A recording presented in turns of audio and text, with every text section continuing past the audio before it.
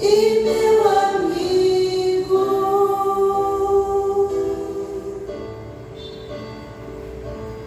Eu quero,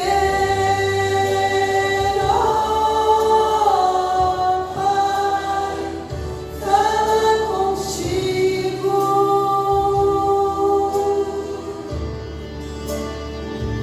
Falar contigo.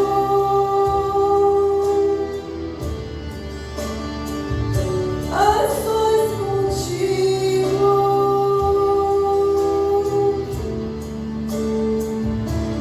Ações contigo.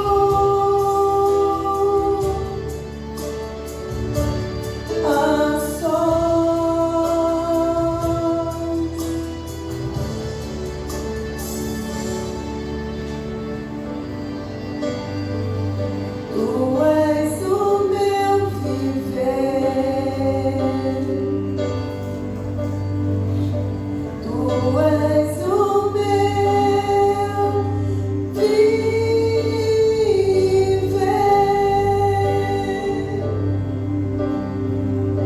Amém.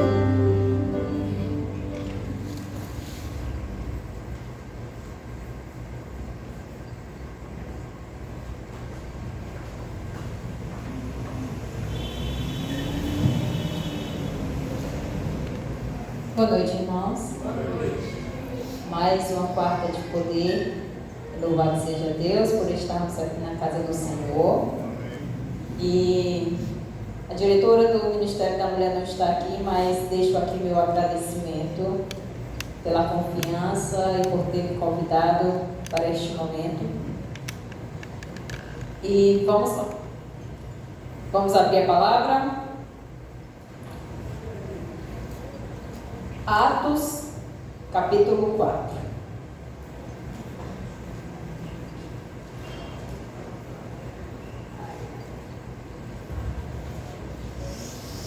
Todos acharam?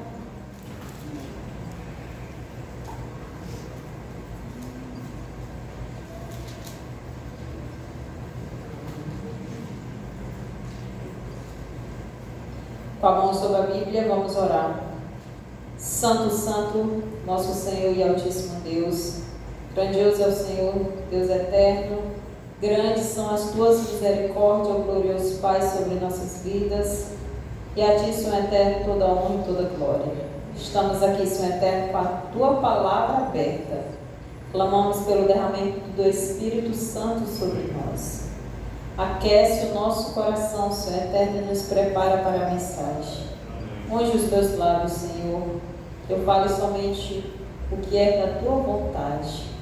E que o Senhor nos ajude, ó glorioso Pai, a não somente compreender a mensagem, Senhor eterno, mas também pô-la em prática em nossas vidas, Senhor eterno.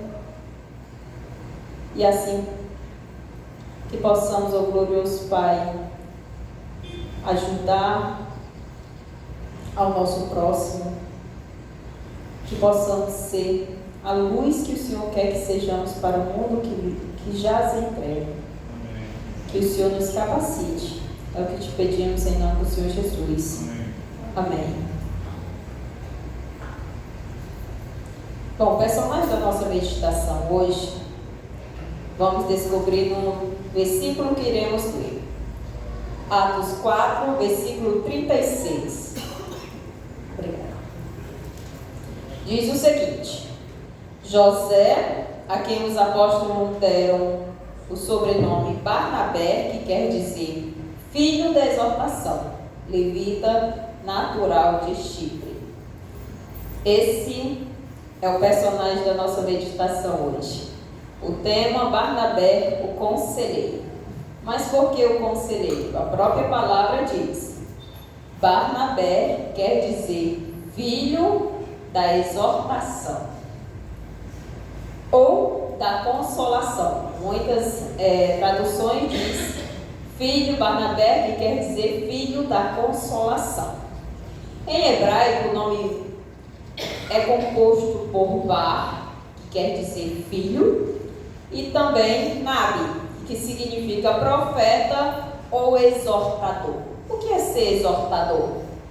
Ser exortador é justamente uma pessoa que aconselha, que estimula, que adverte e encoraja outras.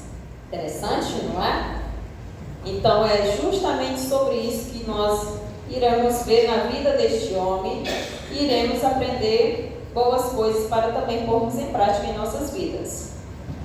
Na Bíblia, ele é conhecido por sua capacidade de encorajar, apoiar os outros, por sua generosidade e compaixão.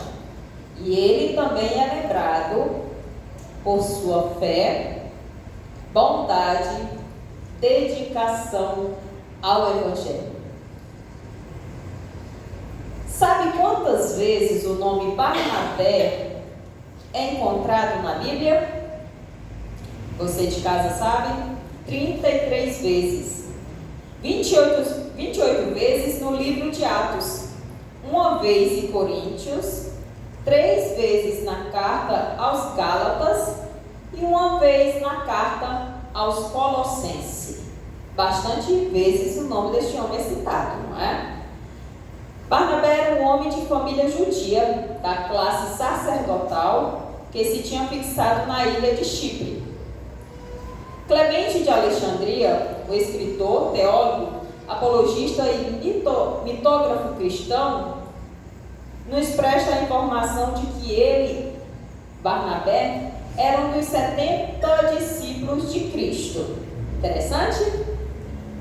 E segundo os moradores da ilha, relatada nos Atos de Barnabé, uma obra do século V, também nos diz algumas coisas. E também em alguns textos e tradições cristãs posteriores, de acordo com essas fontes, Barnabé nasceu e morreu na cidade de Salamina, na ilha de Chipre. Ele morreu por apedrejamento, sendo sepultado por Marcos, o evangelista. Seu corpo foi descoberto no século IV, com o Evangelho de Mateus nos braços. Interessante? Hoje temos em Salamina um santuário, ou seja, um monastério, construído nesta época. E a 300 metros deste monastério está o túmulo dele, hoje um local turístico. Bom, o que sabemos é que ele foi um grande divulgador do cristianismo na ilha de Chipre. A maior parte da sua vida foi dedicada a esse propósito. Na segunda viagem com Paulo, ele e Marcos foram para Chipre e lá ficou ele até sua morte. Ele era judeu e a quantidade de compatriotas seus no primeiro século na ilha de Chipre era bem grande. Acredita-se que Barnabé, é bem interessante isso, acredita-se que ele tenha sido apedrejado por judeus sírios devido ao seu sucesso na pregação do Evangelho. E a grande quantidade de conversões entre os gentios, que causou inveja aos irmãos judeus daquela época, aos seus irmãos judeus, e aí o descontentamento levou eles a apedrejar Barnabé. Foram encontradas, bem interessante também, olha, os relatos históricos, Sabemos que a Bíblia sempre tem que páreo, não é? História e Bíblia, daí comparamos. Foram encontradas muitas ruínas de igrejas cristãs na cidade vizinha a Salamina, uma cidade chamada Famagusta, que são atribuídas ao evangelismo feito por Barnabé. Olha só, não é? O que sabemos é que a vida de Barnabé no Novo Testamento, meus irmãos, nos ensina sobre encorajamento, nos ensina sobre liderança, nos ensina sobre generosidade e fé. Bom, lições importantes que nós podemos tirar da vida de Barnabé. Primeira lição, nós vamos usar bastante o livro de Atos, então deixamos esse evangelho aberto. Atos número 4, versículo 37. A primeira lição: como tivesse um campo, vendendo, trouxe o preço e o depositou aos pés dos apóstolos. Primeira lição: generosidade. Barnabé vendeu suas posses e doou o dinheiro aos apóstolos, mostrando um coração generoso e desprendido de bens materiais. Ele se destacava na comunidade de Jerusalém por sua generosidade. Um comentário bíblico nos diz o seguinte: comentário bíblico adventista, página 176. Parece que Barnabé teve que trabalhar mais tarde para seu sustento, como também fez Paulo. 1 Coríntios 9,6, não precisa abrir a Bíblia. Paulo diz o seguinte: ou será somente eu e Barnabé temos de trabalhar para viver? É possível que Barnabé houvesse sido escolhido como exemplo de liberalidade dentro da igreja primitiva, porque tinha algo de extraordinário no tipo da dádiva ou na natureza da oferta que ele fazia. Então, Barnabé era um homem generoso. Nós vemos outras passagens que cita Barnabé. Se nós formos mais adiante em Atos 11, a partir do versículo 27, nós lemos o seguinte: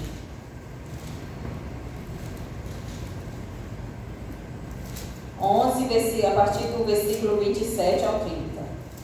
Naqueles dias, desceram alguns profetas de Jerusalém para Antioquia, e apresentando-se um deles, chamado Ágabo, dava a entender pelo Espírito que estava para vir grande fome por todo o mundo, o qual sobreveio nos dias de Cláudio.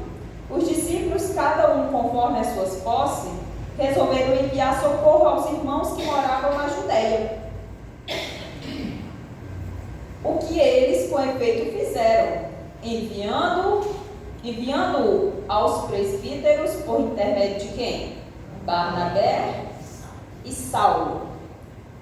Então nós vemos que Barnabé e Saulo levaram a coleta da comunidade que eles estavam, não é? Para Jerusalém, onde muitos irmãos estavam passando fome. O certo, meus irmãos, é que Barnabé não tinha apenas mãos generosas. Ele também tinha uma mente generosa. Ele tinha uma mente generosa e essa é a nossa segunda lição. Segunda lição nos mostra que Barnabé era um homem que acolhia e tinha sensibilidade às necessidades dos outros. E essa é uma lição que nós temos que tirar para a nossa vida. Temos que ser generosos, sim. Temos que aprender a acolher as pessoas e ter sensibilidade com a necessidade das pessoas. Vamos para Atos 9, versículo 27. Como eu disse, a gente vai passear um pouquinho sobre Atos, no livro de Atos. 9, versículo 27.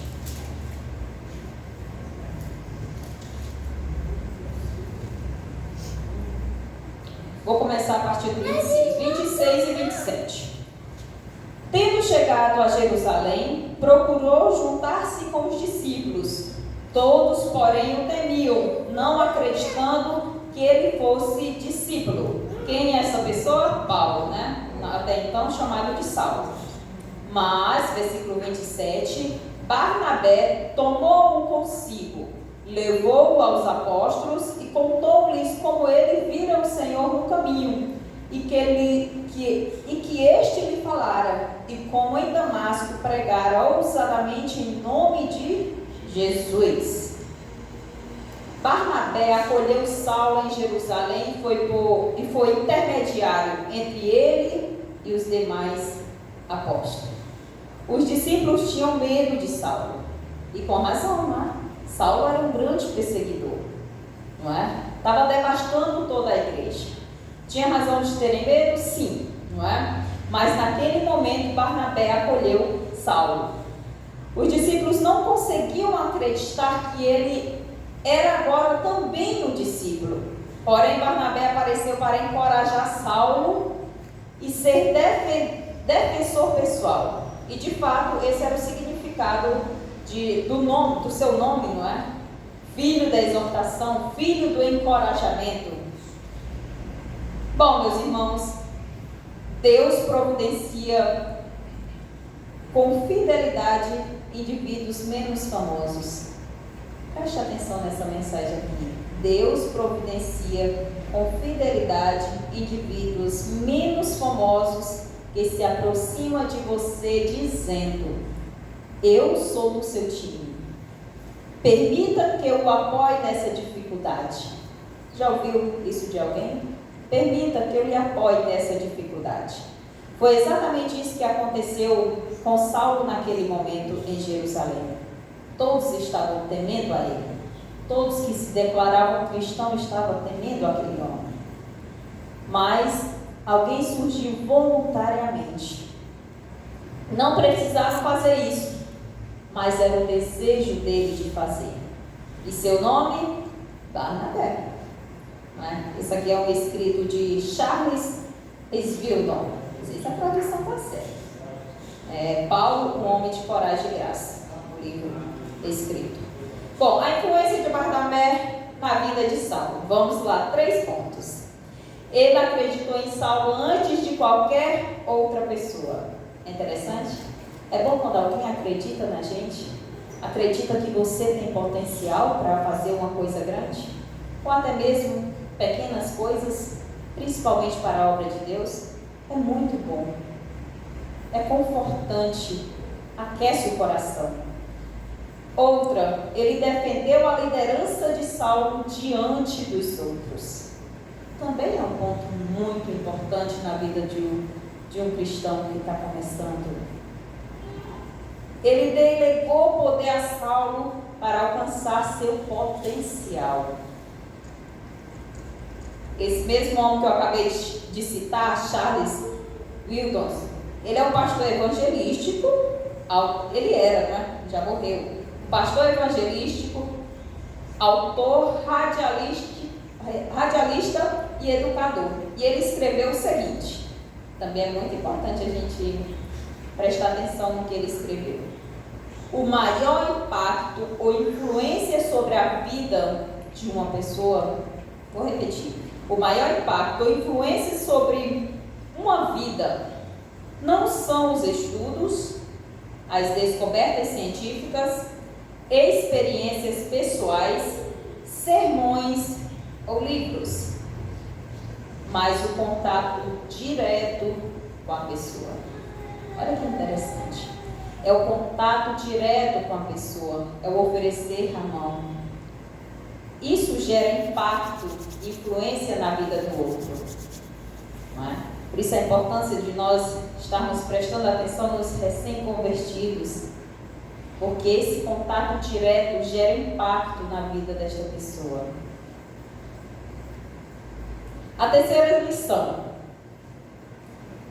Barnabé era um homem digno da confiança dos apóstolos líderes. Quem aqui é digno da confiança da liderança da igreja? Será se somos mesmo dignos da confiança dos líderes dessa igreja? Barnabé era. Era digno da confiança dos líderes da igreja no momento lá, né? Atos 11, versículo 22.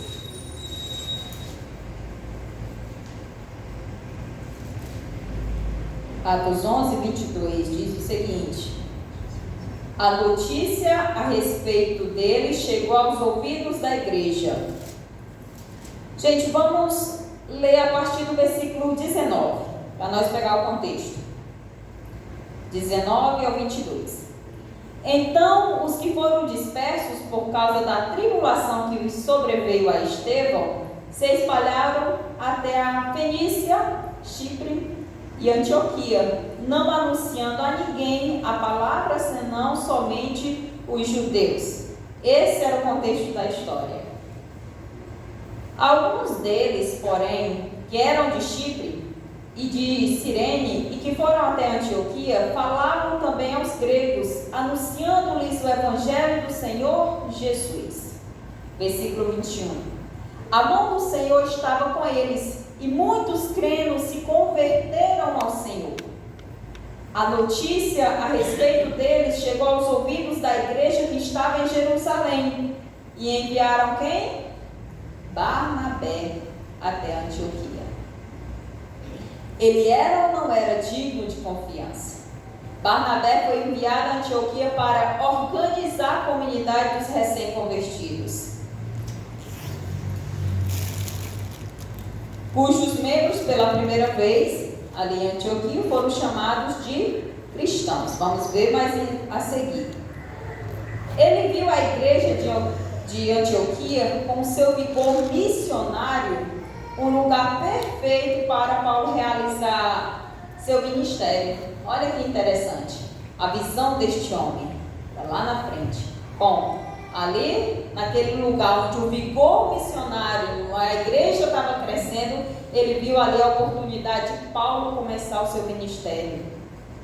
Barnabé foi a Antioquia, para onde levou também Paulo, que buscara em Tarso. Isso podemos estar comprovando nos versículos 25 e 26. E diz o seguinte, vamos ler. E partiu Barnabé para Tarso, à procura de Saulo. Tendo-o encontrado, levou-o para Antioquia. E por todo um ano se reuniram naquela igreja e ensinaram numerosa multidão. Em Antioquia foram os discípulos pela primeira vez chamados de cristãos.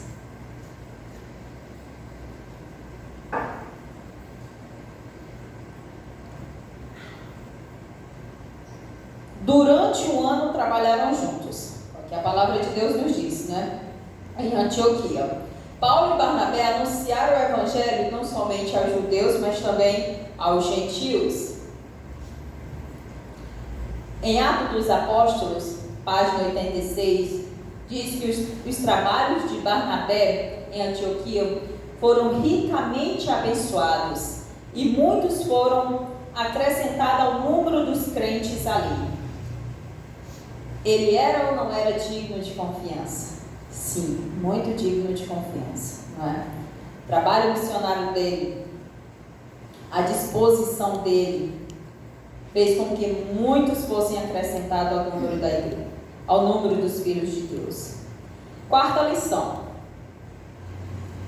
está em Atos 11, versículo 24. Barnabé é um homem cheio do Espírito Santo e de fé. Vamos ler. Versículo 24 do capítulo 11. Porque era um homem bom, cheio do Espírito Santo e de fé, e muita gente se reuniu ao Senhor. Se uniu ao Senhor. Essas três qualidades resumem o perfil missionário de Barnabé. Olha que qualidades maravilhosas. Era um homem bom, cheio do Espírito Santo e de fé. Essas qualidades mostram justamente o sucesso, não é, do evangelismo que ele estava fazendo, porque o Espírito Santo era com aquele homem. Bom, como líder cheio do Espírito Santo, ele foi um homem de bem que buscou a unidade entre os irmãos. Também como um homem de fé, nunca deixou de acreditar e trabalhar para o avanço do Evangelho dos povos. E como resultado da sua liderança, a Bíblia nos afirma que muita gente se uniu ao Senhor. Ele era um líder conhecido pela sua capacidade de encorajar, apoiar os outros, especialmente em situação de dificuldade. Que nós possamos ser assim também reconhecidos, como alguém que encoraja e apoia e dá o seu apoio a outros que estão em situações de dificuldade. Ele era um homem de fé, que não tinha medo de defender os que estavam sendo injustiçados e de acreditar naqueles que outros consideravam indignos. Nós possamos também ser essas pessoas, cheias de fé. Possamos acreditar em nossos irmãos, mesmo que muitos não acreditem. Porque nós sabemos que a obra é feita pelo Espírito Santo. A transformação é realizada pelo Espírito Santo. Ele era um homem que tinha uma influência inspiradora, um líder que produzia resultados e que apresentava maturidade espiritual e emocional. Maturidade espiritual e emocional. Que Deus nos conceda, meus irmãos, maturidade espiritual e emocional. É interessante que Barnabé não fez parte ele não é contado entre os 12 discípulos, não é? Mas ele é chamado de apóstolo em um sentido mais amplo juntamente com Paulo. Se nós formos no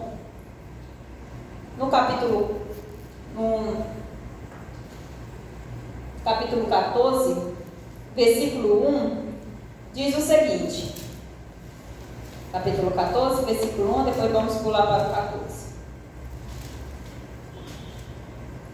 Em Ícone, Paulo e Barnabé entraram junto na sinagoga judaica e falaram de tal modo que veio a crer grande multidão, tanto de judeus como de grego.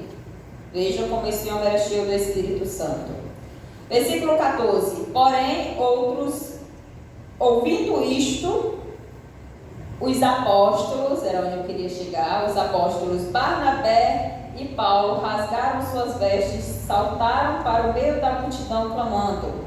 Esse é o contexto da história da cura do coxo e Listra, onde o pessoal queriam adorar eles em vez de Deus, achando que eles eram deuses que ali estavam. Ali Barnabé, o escritor aqui chama Barnabé também de apóstolo.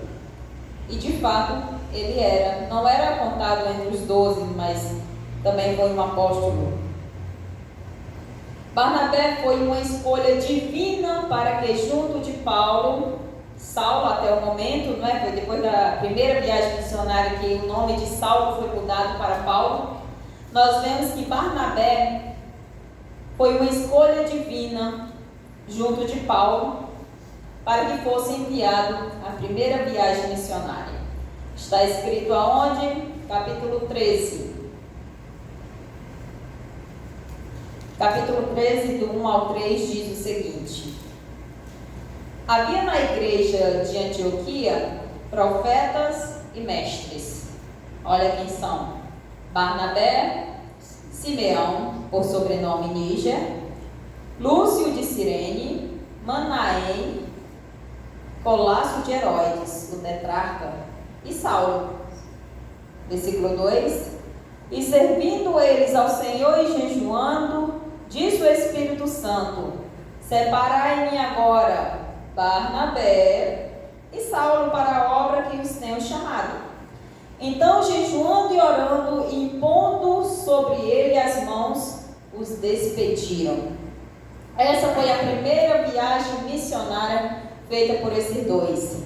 E não foi uma disposição, vamos. Não, o Espírito Santo separou os dois, dentre outros, Barnabé e Saulo, para este propósito. Só uns detalhes da viagem missionária que eu vou citar aqui. A viagem começou em Chipre, onde pregaram em Salamina e confrontaram Bar-Jesus. Tudo isso nós encontramos no livro de Atos. E confrontaram Bar-Jesus, um mago judeu que era conselheiro do governador romano. Depois de Chipre, Saulo e Barnabé seguiram para a Ásia Menor, atual Turquia, onde percorreram cidades como Pergue, Antioquia da Pisídia, Ícone e Derbe, pregando o evangelho e causando tanto aceitação como rejeição e perseguição. Um detalhe importante nessa viagem é que em certo momento eles tiveram a companhia de João Marcos, que também se ajuntou a eles à viagem, mas abandonou Paulo e Barnabé antes de chegar à Ásia Menor. Não é para qualquer um, não é? Às vezes, quando nos debatemos com aceitação, é fácil, não é? É muito bom. Quando vamos pregar o Evangelho e a pessoa está aberta para aceitar a palavra de Deus, é uma maravilha. Aquece o coração do cristão. E a rejeição? E quem dirá a perseguição? Não sei se alguns já experimentaram, eu não. A expansão do cristianismo.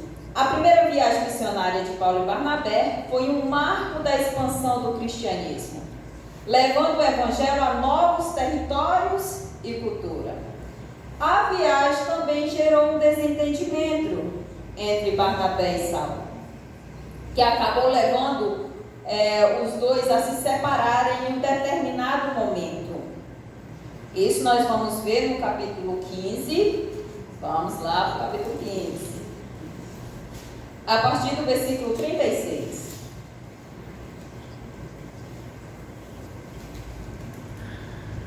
Diz o seguinte: alguns dias depois, disse Paulo a Barnabé: voltemos agora para visitar os irmãos por toda a cidade, os quais anunciamos a palavra do Senhor para ver como passam. Certo? 37. E Barnabé queria levar também João, chamado Marcos. Aquele, né? Versículo 38. Mas Paulo não achava justo levar aquele que se afastara dele na Panfilha, não os acompanhando no trabalho. Houve entre eles tal desavença que vieram a separar-se. Então Barnabé, levando consigo a Marcos, navegou para Chipre. Vamos até aqui.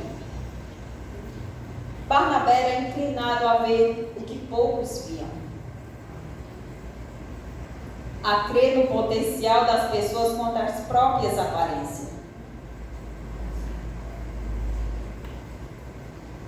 Ninguém pode culpar Barnabé de querer dar a segunda oportunidade para Marcos, que era seu primo. Essas informações nós encontramos em Colossenses 4, versículo 10, quem quiser dar uma olhada.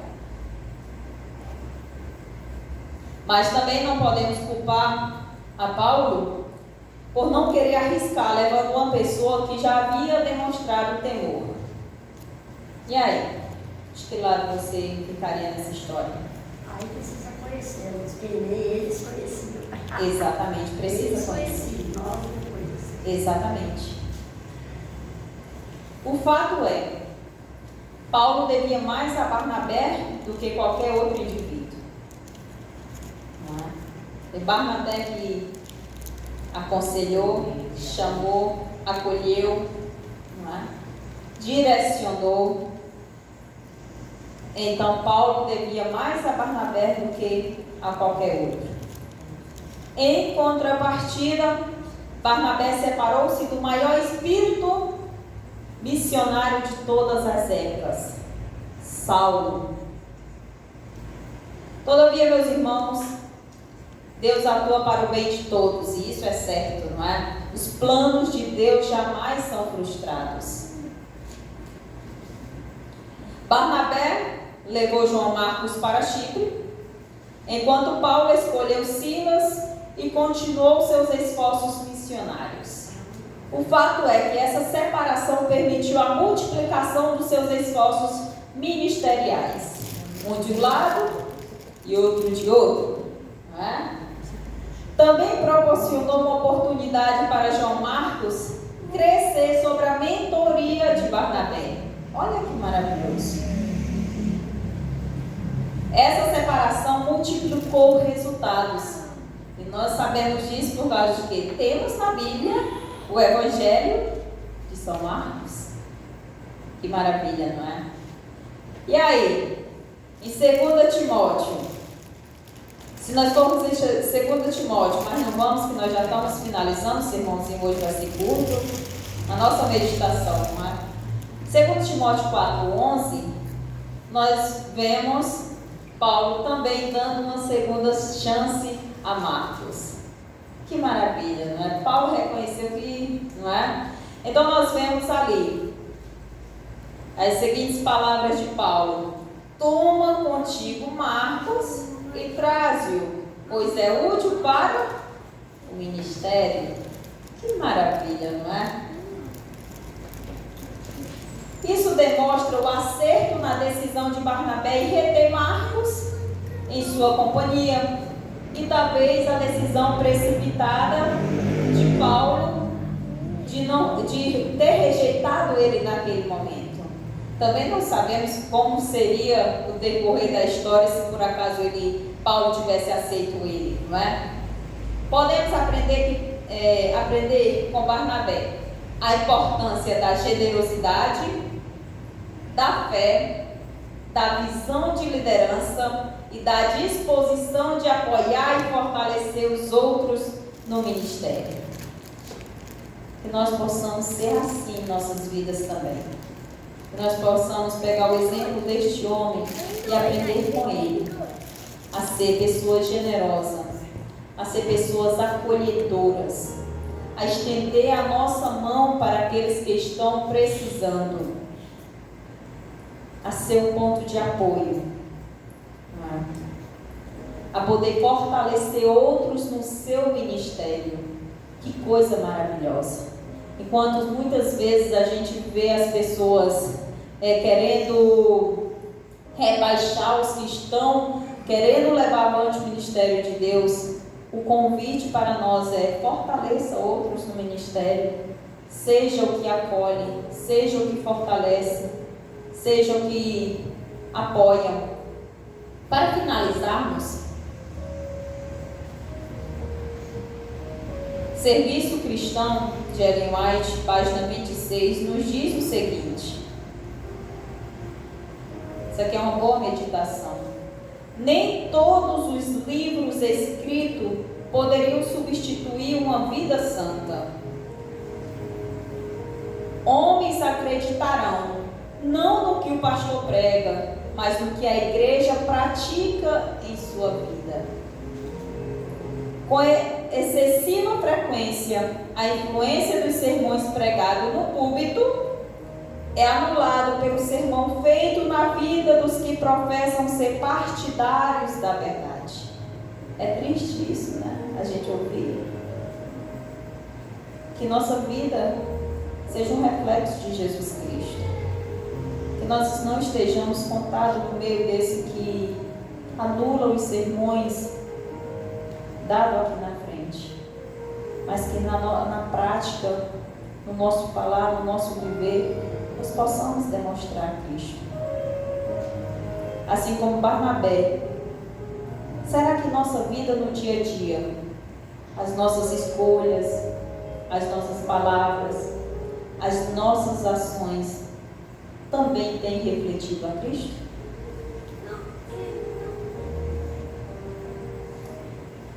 Enquanto meditamos nesta pergunta, vamos nos colocar de pé, cantar junto o hino 31. Jesus, Tu és a minha vida.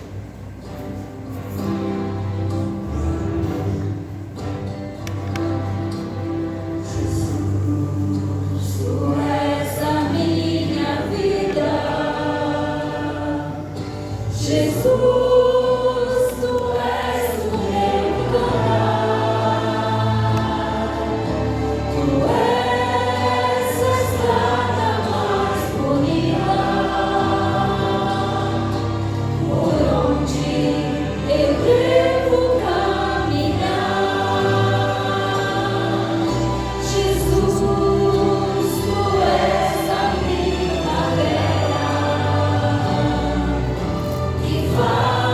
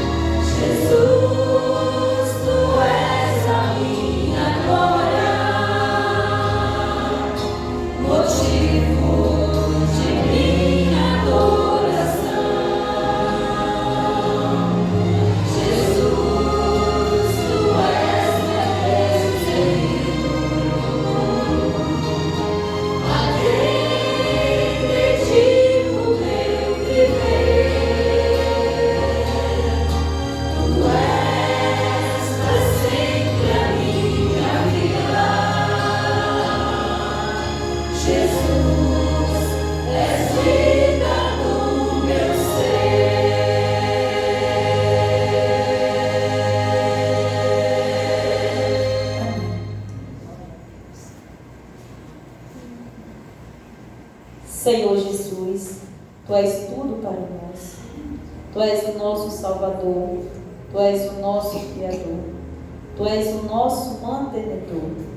E a Ti toda honra e glória, nosso Senhor, pois nos resgataste do lamaçal de pecado, nos firmaste o pé, Senhor eterno, e que o Senhor continue, ó glorioso Pai, a trabalhar em nossas vidas, assim como o Senhor atuou poderosamente, Senhor eterno, na vida de Barnabé, porque Ele te aceitou e Ele te escolheu. Ele escolheu viver os teus princípios, Senhor eterno, e ser abençoado com os dons espirituais, Senhor eterno. Que assim aconteça em nossas vidas também.